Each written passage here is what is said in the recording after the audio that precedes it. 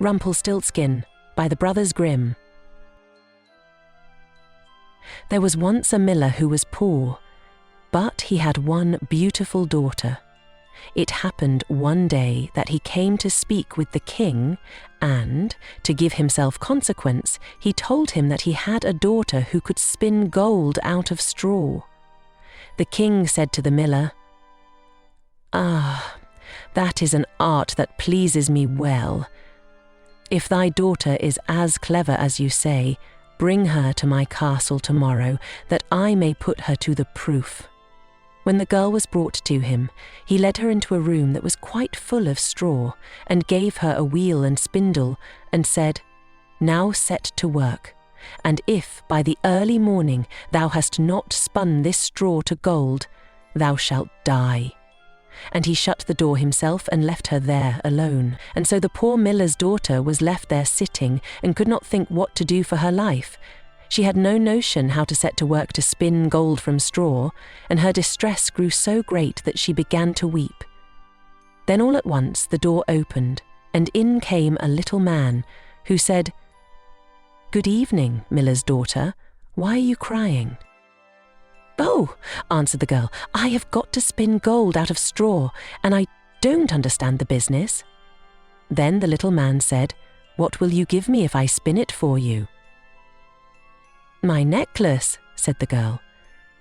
The little man took the necklace, seated himself before the wheel, and whir, whir, whir, 3 times round, and the bobbin was full. Then he took up another, and whir, whir, whir, 3 times round, and that was full, and so he went on till the morning, when all the straw had been spun, and all the bobbins were full of gold.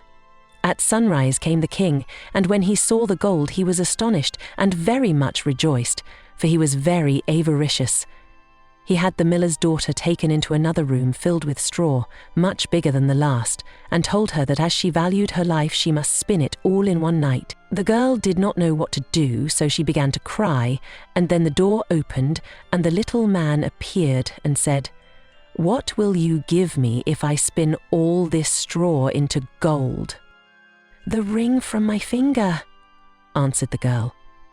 So the little man took the ring, and began again to send the wheel whirring round, and by the next morning all the straw was spun into glistening gold. The king was rejoiced beyond measure at the sight, but as he could never have enough of gold, he had the miller's daughter taken into a still larger room full of straw, and said, "This too must be spun in one night, and if you accomplish it, you shall be my wife." For he thought, although she is but a miller's daughter, I am not likely to find anyone richer in the whole world.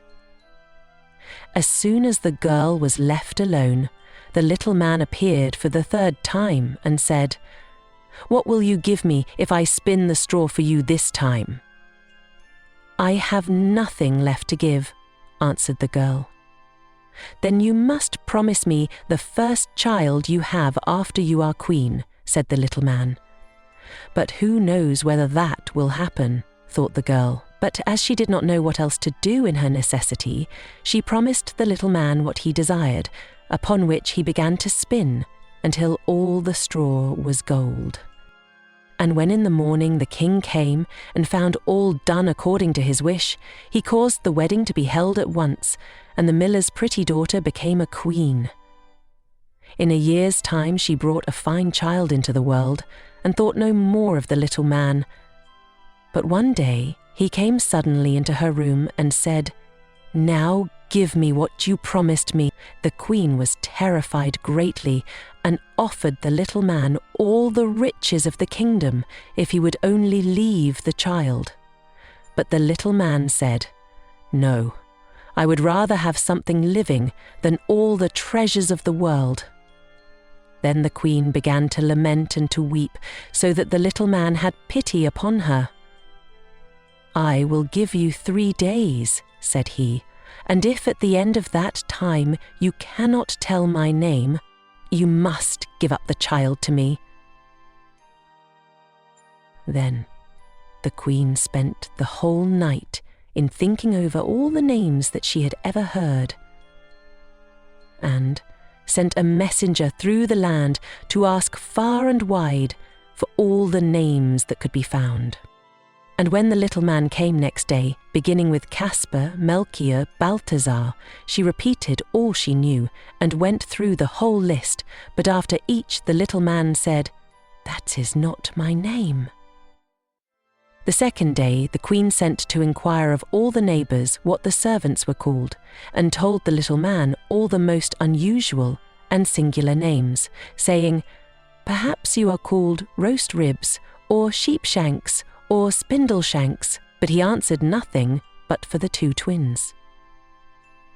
"That is not my name."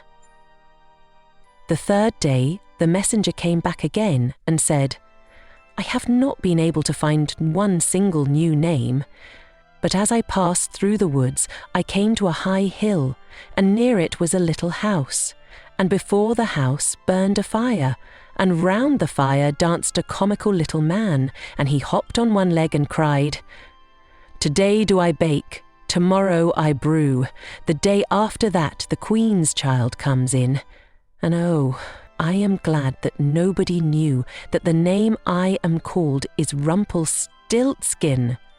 You cannot think how pleased the Queen was to hear that name, and soon afterwards, when the little man walked in and said, 'Now, Mrs. Queen, what is my name?' She said at first, 'Are you called Jack?' 'No,' answered he. 'Are you called Harry?' she asked again. 'No,' answered he. And then she said, 'Then perhaps your name is Rumpelstiltskin.' 'The devil told you that! The devil told you that!' cried the little man, and in his anger he stamped with his right foot so hard that it went into the ground above his knee.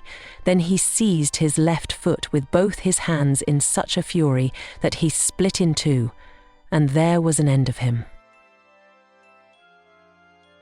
I hope you liked the story and are interested in more stories on this channel. If you liked it, subscribe to my channel and click on the bell so you don't miss any new stories in the future. Of course, I will be happy about a like.